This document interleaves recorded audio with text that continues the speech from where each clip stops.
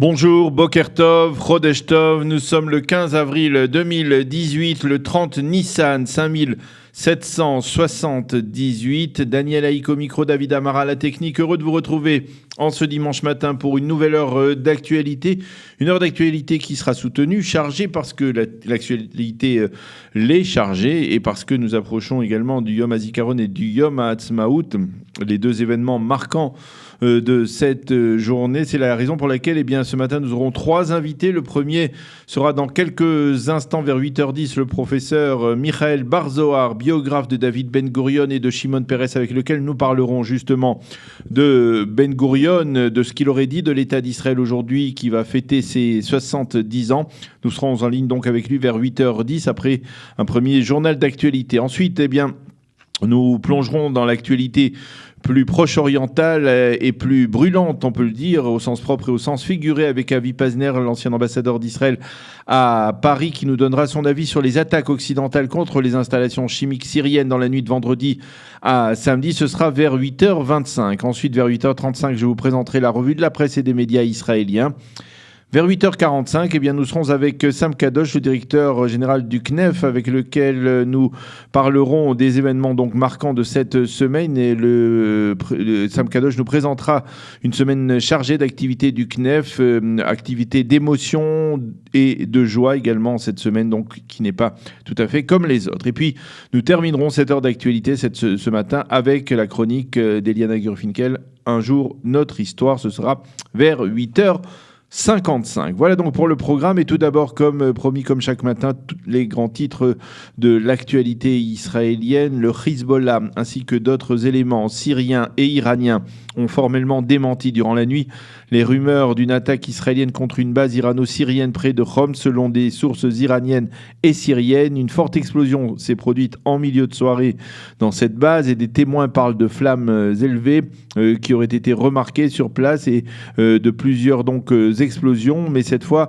même les Syriens et les Iraniens ont indiqué donc précipitamment qu'il ne s'agissait pas d'une attaque israélienne, mais d'une explosion apparemment due à un accident. Ceci étant, dès la sortie du Shabbat, le Premier ministre Benyamin Netanyahou s'est félicité de l'attaque américano-franco-britannique, si l'on peut dire, contre des installations chimiques en Syrie qui s'est déroulée, vous le savez probablement, dans la nuit de vendredi à samedi. Israël soutient à 100% la lutte contre l'usage d'armes chimiques, a déclaré le Premier ministre israélien. Nous soutenons le président américain Donald Trump dans son approche déterminée. Et à Jérusalem, on se dit donc satisfait par l'opération de ce que l'on pourrait appeler la petite coalition occidentale, qui a envoyé en une minute une centaine de missiles sur ces usines d'armes chimiques.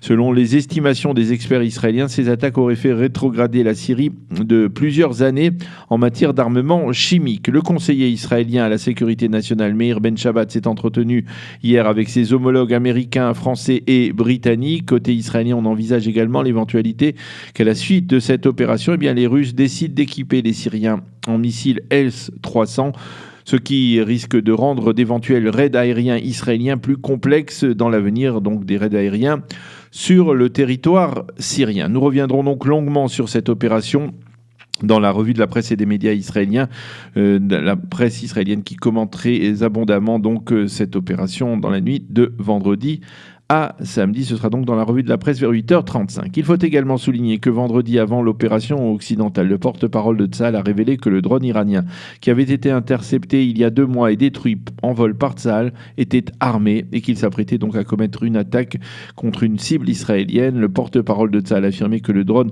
avait été repéré peu après son lancement par les Iraniens et qu'il avait été détruit lorsque Tsahal a estimé que le moment était opportun, sans représenter le moindre danger pour la population israélienne. Un soldat israélien a été tué hier matin dans un terrible accident. Son blindé est tombé dans un petit ravin. La chute du tank a provoqué l'explosion d'un obus qui se trouvait à l'intérieur du véhicule. Et le soldat Eliaou Drori a été tué. 3 de ses compagnons qui se trouvaient à bord de ce tank ont été blessés. Tsahal enquête pour déterminer les circonstances exactes de cet accident.